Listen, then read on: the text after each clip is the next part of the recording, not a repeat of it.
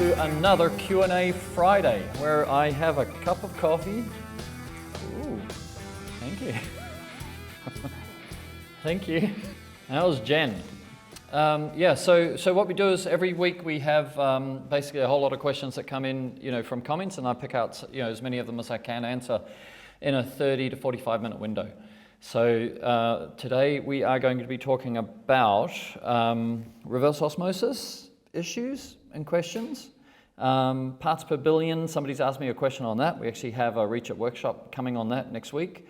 And then some rinsing issues on glass and glass that stays spotted, and rinse rates out of radial brushes. So I'm going to cover those. How's that? All right, and then this week we haven't done any, we've written the scripts for Reach It workshops, but we haven't filmed any this week because we're getting ready for Black Friday 2021. And we're putting a big effort in. It's going to be a lot of fun, isn't it, Martin? It's going to be crazy. Top secret. It's going to be the wildest campaign we've ever done. Yes. Multiple location shoots. We have the script ready. We have the multiple characters. Multiple characters. Tons of locations. Yeah. It's going to be exciting. It's going to be thrilling. Thrilling. Yes. At the end of this trailer, we're going to you're going to see something new. Something new. Yeah. Ultra new. Q&A Friday people have already had a little bit of an insight into it. Yeah. All right, so that's good. So Martin is behind the camera and I am ready to go. So I shall use my glasses. Right. Eddie Willis wrote to me and he said, when the RO goes bad, does it impact how low the DI resin will take down the TDS? Right, so there's a couple of questions on RO. So to answer that, I've got to start in a couple of places. Firstly, the performance of a reverse osmosis membrane is affected by the pressure. So you might get a 90% rejection rate if the pressure is low, and a 95% rejection rate if the pressure is high. So for example, when we talk rejection rate of 90%, it means that if the TDS was 100 and the rejection rate was 90, then 90 parts per million of the 100 would be taken out and go down to waste, and 10 would be left. If the rejection rate was 95, then 95 TDS would go out the waste pipe, and 5 would go through to the DI. So what would cause an RO membrane to go bad, to fail? There's basically in TDS over 500, in high calcium magnesium areas, hard water areas, then there's a risk of scale. So if you have scale, you can actually get the RO membrane serviced if it's worth it to you. But I think a pair of RO membranes from us is maybe $270 or something, so it may not be worth the hassle, maybe just as easy to replace them. So the scale is not much you can do about it, but the one that you can do something about is chlorine. So chlorine will eat the membrane. It's kind of allergic to chlorine. So the reason we put a carbon filter in front of the reverse osmosis membrane is to take the chlorine out. And that way the life of the RO membrane is going to last longer. How do you know when an RO membrane is failing? Pardon me. Probably you'd say when it's completely failed if it gets to 60% rejection rate. So you have a TDS of 100 and you're getting TDS 40 out, or a TDS of 200, you're getting TDS 80 out. That's that's 80%. Let's start that again. If you've got a TDS of 100 and it's got a 60% rejection rate, you'll be getting 40 out. Yeah, that's right. And then anything between 90% rejection rate and 60% rejection rate would be it failing. But you could also have DI resin at the end of the yes, filtration. Which is what he's kind of asking. Right, he's kind of saying, how does that affect my DI consumption? So first you kind of got to understand, well, what would make an RO, for people who are just listening and sort of casually, what could make an RO fail? What is failure of an RO? And then the DI resin, like in the flow red range, we only have like 1/12 of a cubic foot, maybe 2 liters of resin. So it's a very small amount of resin because The RO membrane is doing, most of the work. That's what you want. And if the RO membrane fails, then the TDS goes up for the water that's going into the DI. Then the DI has to do more work. Therefore, it will fail faster as well. So the reason you'd change your RO membranes is to save your DI resin, basically. But some guys will say, oh, if it gets down to 85, you should change your RO membranes. Well, if your water is like 150 and you get down to 85% rejection rate, then you would have basically TDS 20 going into the DI tank. And I would say that it's cheaper to keep using DI than it is to spend $270 on new membranes. That's a lot of DI resin, $270. So yeah, but if you use it all year round, it's probably... Yeah, but if your TDS was TDS 500 and it went down to 85, then that would be 15 times 5. It would be TDS 75 going into the DI tank, and then that would give you a disaster, right? Because you'd be chewing through that DI because there's only a small amount of DI resin. If you had DI tanks, it'd be different. Yeah. So so his question is, when the RO goes bad, does it impact how low the DI resin will take the TDS down? So actually, I haven't answered his question. So the answer to his question is, because we only have a small amount of DI resin in the DI tank, then the way that DI works is with contact time with the DI resin. The higher the TDS in and the higher the flow rate through would mean that the DI resin can or cannot filter the water back to zero. So if you turn the flow rate up like crazy high, then the contact time of the water inside the DI tank is really, really small, so therefore it'll only be able to take out some of the minerals. And likewise, even if you've got normal flow rate, but you've got a lot of TDS for it to take out, then it may creep up to 2, 3, 4, 5, 6, 7, 8, 9, 10. It won't creep up to crazy. We're going to run some research workshops on how DI works separately. So actually, we've got that one written. I'll be recording that one on Monday. So once you understand how DI resin works, then you'll get exactly how that answer works. So if the RO membrane is done, then yep, I think I've covered that. Good. All right. Sweet. So Joe Couch, I had a phone call. Like if you ever want to chat with me, I have 15-minute windows in my mornings, and we've got calendly.com/perry.tate or something like that. And I don't know, it's Calendly, calendly.com/Perry Tate. I think that's the link. And then, or it's Perry.Tate. And then you can actually book a time and have a 15-minute window for me to answer your technical question. So this morning I spoke to Joe Couch. He's got a flow that he picked up off a friend of his who's retired, and he wanted to ask, can he upgrade, can he get a higher flow rate out of it? And we have an upgrade kit for flow to flow red, if you're really good with your hands, because there's a lot of changes. The 17 parts come out, and all the tube is changed, and all the tubing is changed, and all that. So there's a chance for you to upgrade a flow to a flow red for around $300 plus new membranes if it's needed. And then the flow rate would be more intense? Yeah, you'll get at least half a gallon a minute more flow rate from a flow red.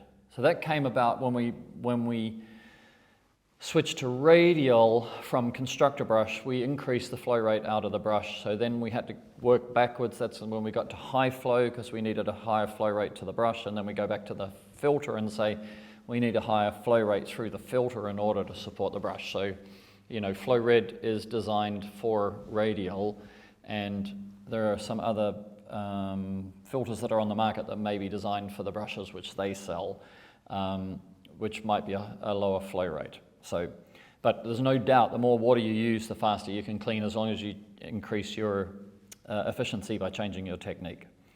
But we also talked with Joe about what might be also influencing his flow rate is the temperature of the water, because as we go into winter, the colder water gets, the more viscous it gets, the more dense the water is, and therefore the lower the performance of pure water out of an RO membrane. All RO membranes are affected very much by temperature. So from 75 degrees Fahrenheit or 79 in 25 degrees Celsius, that's kind of like the prime temperature. Maybe you can go warmer and hotter again to get more water through the membrane, but that's kind of like ambient, normal ambient temperature. But if you go down to 4 degrees Celsius or 39 degrees Fahrenheit, then the performance of a reverse osmosis membrane is half. So as you go into winter, remembering that the water doesn't go through the air to get to your filter, it goes under the ground. So it's actually the ground temperature which is determining the temperature of the water that you're using. So it doesn't go down going into winter as much as when you come out of winter and you go into spring. And a lot of guys over the years have said my RO doesn't work, and then sometimes they get sold new RO membranes because they don't know. But actually 95% of the time they haven't fouled, they don't need a clean, they are just dealing with cold water, and therefore the performance can be half. So people in cold water areas usually need to add a pump to overcome the effect of the viscosity of the water. And likewise, Joe's from Indiana. So I was talking with him also about adding a pump so that he's got the ability, even after winter, he's still got the ability to overcome this effect. And I said to him also, he's actually a pressure washer doing window cleaning.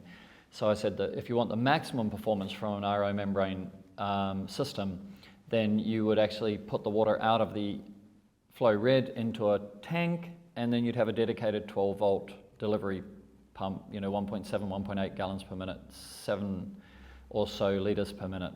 And you have that kind of tank. So now you've got whatever pressure you've put on one side of the membrane, you've got zero pressure or zero back pressure on the other side of the membrane. And so you'll get the maximum flow rate into a tank, and then that little pump deals with the back pressure, the wall friction from the tube, the head of gravity, from gravity. And we've got a Reach It workshop on that topic. Okay, so and also the higher the pressure differential, the more effective the filtration. So for example, at 50, 60 psi, your RO membrane may be just taking out 90%, but at 100 psi, it might be taking out 95%, like that. So the more pressure differential you have across the membrane, the more effective the filtration of the membrane. So that's all interesting. That was a good phone call. And we got to cover all of that in 15 minutes. So that was pretty cool. Actually 13 minutes. No, but with Joe as well. I've already cracked it out, right? Because there's nobody else. Him and me were to and fro, right? But that was good. So Ted Larson on YouTube said, I've seen some advertising for pure water purifying up to 1 parts per billion and then adding heat. What would be the positives and negatives of this? Well, funnily, you could say that because I actually have a Reach It workshop that I'm going to record on Monday, which I've written about parts per billion, but I'll give you a little bit of an insight into it. Ted, I think it's BS. That's the only way I could say it, probably simply. Boom. Boom. Hot water has got some advantages, so we could talk about that. If it's heated before it goes through the RO membrane, you can't overheat it. There's a limit how hot water can be through an RO membrane. But if you heat it, then you change the viscosity of the water to be thinner, so you can get more production.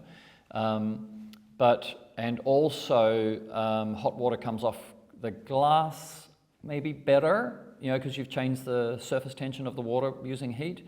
So there's some advantages of hot water which I think are realistic. But the argument about hot water, what do we wash our dishes in, is bullshit. It's not true, because when we wash our dishes with hot water, the reason we do it is because of oils and greases.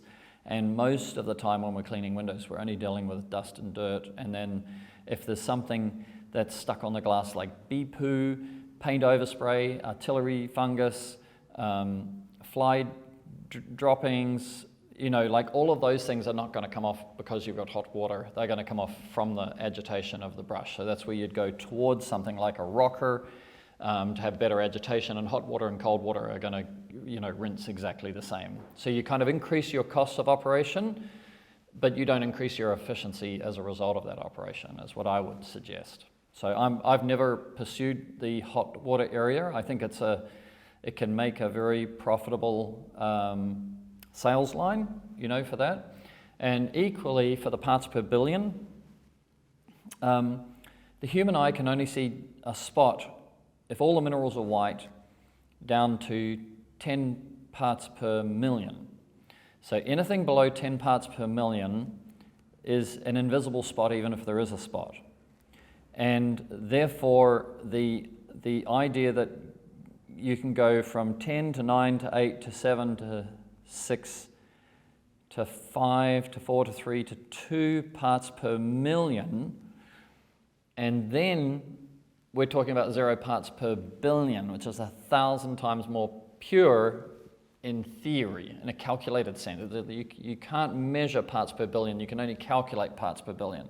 So that's what I talk about in the Reach It workshop, which will come out maybe Tuesday next week, something like that. So yes, don't go down that route. Our job as window cleaners is to clean windows. And I know that people will say, if it's pure to the point of 0 parts per billion, it's more aggressive. I've done lots of tests on that, and the basic test is like you get your super ultra pure water and you just rinse an oxidized surface, catch the water, and if whatever came off, and then you compare that using tap water and say, was it aggressive in its own right, or is it just you're being told to believe it's aggressive, right? It's not, we're window cleaners. And has it anything to do with what the human eye also can see? Yeah, because it can't see below 10 parts per million. Yeah.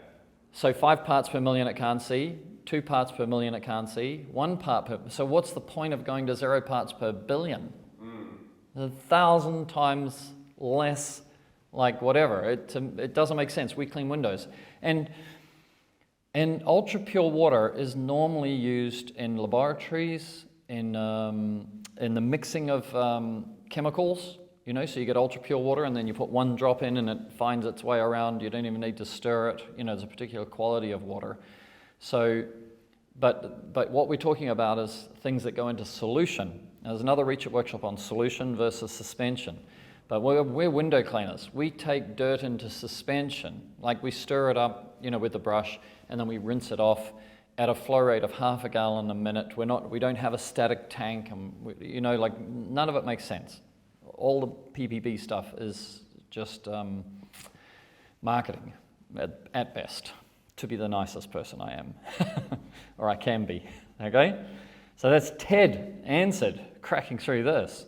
Simon Roberts from Canada said, I received my radial rocker about a month ago, and then I set it up for some jobs, giving me a lot of trouble with the rinse bar, and I wanted to know if I got a defective one. So I spoke to Simon myself, and I wanted to check whether he had upgraded to HI-FLO tube, because the 3/8" OD tube carries twice as much water for the same pressure to the brush. And if you look at all the radial brushes, apart from the lights, all the radial brushes are fed from the bottom with a T. So you've got 8mm OD coming around the brush. Oh, maybe I could grab one. I was thinking the same. Brilliant.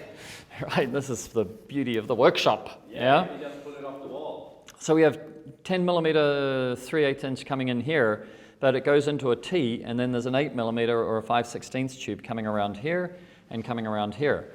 So the scientific calculation of a Reach It brush is that the volume of water that can be held in a 10mm 3/8 tube is double what can be held in a 5/16" tube. So 2 times the water going in here, 1 times there, 1 times there, 26 jets out. So it's completely balanced. It's this tube here, right? The HI-FLO. Yeah, this is the HI-FLO tube, and we're going to do a little session on tube. But you can kind of see, yeah, They're very different. the difference. And the ID is what we're dealing with. Like we talk in OD, but the ID is the internal diameter of those. And what you're actually calculating is the cross-sectional area. I'm going to do a reacher workshop on that. That's one of my ones I'm really passionate about. So it's the cross-sectional area of this versus this. This is just short of twice that. So the HI-FLO is the blue and the rhino tube is Rhino the green. tube, yeah. All right, cool. How's the coffee? Coffee's good. It's American coffee because Jen buys it. All right, so then we said, well, what? Then I rang him up and I said, well, what's going on? And he said, well, I've got. He said, I've got water coming out normally on one side, but it's not coming out normally on the other side. Maybe it's defective. And I said, so you may not know, but sitting in here, there's a little bulge right there in the tube, and these are actually filters. So the logic is that because you can't easily, we give you a little pin to clean these if they get blocked to the jets. However, it's much smarter for us to put a filter in your brush. It's just in the little tube there. Yeah, it's inserted in the tube. So, if you ever need to clear that, you have to pull the tube off, pull it straight off the rinse bar. You don't pull it at an angle because you'll possibly break the rinse bar, but you pull it straight off the rinse bar and then reverse flush it, and you can clear this out. And some guys say, because it's there to catch the debris when you're dragging your hose on the ground and there's a gardenia there, and it's on the pure side of the system, but they still drag it on the ground and you get a little bit of grass or a bit of dirt or dust or something like that. We have actually unboxing radial rocker. In that video, you can actually see how to flush that filter. Unboxing radial rocker. Unboxing radial rocker, you can find it in YouTube. YouTube. Or even web store. Oh, in the web store as well. Oh, yeah. It's in the web store as well. Yeah, so you can see all about this little filter here, and it's designed to catch any debris, so the debris doesn't get caught in the jets, because the reach jets are what you'd call a closed system, right? We don't have open ends or opening ends or anything like that, so you can clean them out. So it's prevention is better than cure, yeah, like that. All right, so actually that's what happened. So he had a blocked filter. He grabbed some stuff. Now, one of the other things that we found out from guys up in Canada is that if the performance of the brush is intermittent, he was getting, I can't remember who it was, but he was getting little icicles caught in the filter. What? Little icicles. Oh, really? Yeah, so it was like, 0 degrees, and the water was kind of slushy, and this was clogging up with little icicles. So it was kind of, he'd go out in the morning, it would work, and then it wouldn't work, and then maybe he'd stop, put it in his van, and then it would work properly. So the temperature can affect many parts. Many parts. Yeah. So in that case, what I said to him is, be very aware that you can introduce debris into your system, but you don't. This filter is not actually necessary. So he can cut a piece of rhino tube or 8mm tube, and he can just run a piece the same length and not use the filter when he's working. And then maybe the icicles will get caught in the jets or not. Well, he got it working. Yeah, he got it working, yeah. So we overcame that one. And then the other one, he said, maybe another phone call, but basically sometimes guys come from other brushes, from other manufacturers, and they, if you've got pencil jets, you want it to squirt 3 or 4 feet. If you've got fan jets, maybe you want it to squirt 2 feet. And then some of the other rinse bar products, maybe it squirts 2 feet or 18 inches or whatever. But remember that all of those other brushes all need you to take the brush off the glass to rinse corners, rinse edges. So they basically make a faster off-glass rinse. But radial is an on-glass rinse. So we only need the water to squirt 6 inches, right? If it gets out here, and sometimes people think that the jets are doing the rinse, but they're really not. The jets are putting the water on the glass above the bristles, and the water sits on the bristles, and that's the final rinse, because that's what makes the water cascade down the glass. So the jets put the water on the bristles break the surface tension of the glass, and then the water cascades down the glass. and I'm working on something very exciting about that right now. So that was Simon Roberts answered. One more. One more. Yeah, let's go. So KTX window cleaning. KTX window cleaning. Actually, there's 2 people wrote to me this week or came through the live chat or the helpline and have problems with washing the windows with a brush and still having spots on the glass. So when we publish this, I'll give you some of the photos. You'll actually see this shot. And in the particular one that I want to work on, there's a long shot, and we're really lucky that the customer's got the mind to send us the long shot, because if it was a short shot, it wouldn't have worked. But the long shot showed a small lake with a fountain in it. And they said, we've got these spots on one side of the building, and we can't get them off, and we don't know what to do, right? Rocker doesn't get them off or whatever. So for me, immediately I thought, it's that side of the building facing the fountain. The fountain will have hard water in it for sure, and the wind would be blowing that hard water, you know, because you'd normally see this issue, like this hard water marking or etching, when there's sprinklers, but you'd only see it up to a certain height. But they've got it all the way up this maybe 2 or 3 story building. Because it's microscopical drops. Right? Yeah, like it's making a mist, yeah. And then the wind's blowing, and it's blowing it over 5 or 10 years. It's been blowing it onto this building, and then the water evaporates and leaves the minerals on the glass, and then ultimately the minerals etch to the glass, and then they get, you know, basically hard water staining, which is not window cleaning, it's more window restoration, glass restoration when you get to that level, because you really have to use an acid like One Restore, and there's a few other ones that work to get that calcium off the glass. So the other reasons why you could get spots to look for, if the building's, you know, got a lime-based surface on it that's broken down or oxidizing. So stucco, bricks, some of the bricks break down and start leaching, you know, sort of lime, whether it's from the mortar or the brick, I don't know, but definitely the mortar has got lime in it. Sometimes water runs off the top of the building and you find out there's something on the top of the building which is oxidizing. And so basically every time it rains, it does the same thing. It drops this, you know, layer that beads and then gets left on the glass, and then when the water evaporates, it leaves minerals that over time become more and more visible, and because it's not regularly cleaned, then they end up being, you know, spots. Like years of not cleaning? Yeah, years of not cleaning. Yeah.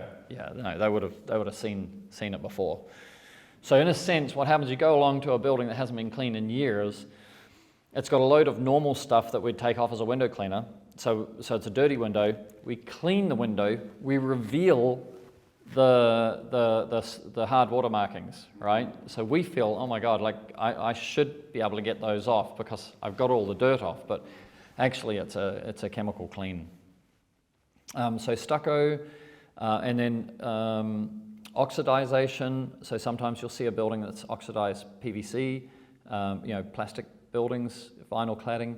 So also sometimes those windows will also have a film of that comes off real easy. That doesn't stick to glass. There's another one in North America in the northeast is Anderson windows. Anderson windows use aluminum bug screens, and then the sun hits the aluminum bug screen, oxidizes the aluminum, and then and it migrates. It leaves the aluminum and ends up sticking to the glass. So you end up with a grey film on the glass that is also really difficult. And do you call this is not a regular clean? This is a... Well, that happens within a year, that aluminum oxide on the glass. And we've got customers that have got radial rocker with a stainless steel wool, and they're getting that off. Before that, it was a chemical removal. So they'd actually do a chemical clean, and then now it's a rocker clean. Now it's a rocker clean. Yeah. But at best, you'd be better to say to the customer, we should make new fly screens or bug screens for you and make them out of plastic. right? And if they never open the window, so there's a lot of windows that have got fly screens or bug screens on them, but the people never open those windows. You know, since air conditioning came in, then they'd normally have, you know, a draft going through the house east-west, so they might have a window on those sides and a draft going through the house north-south in case the wind blows that way. And you'd air the house, but you wouldn't go and open all the windows in the house. So if they don't open the windows, then you can say to them, look, take that bug screen off and put it in your garage. And I'll be able to clean your windows easier because I don't have to take that thing off. And then looking through a bug screen is kind of like it's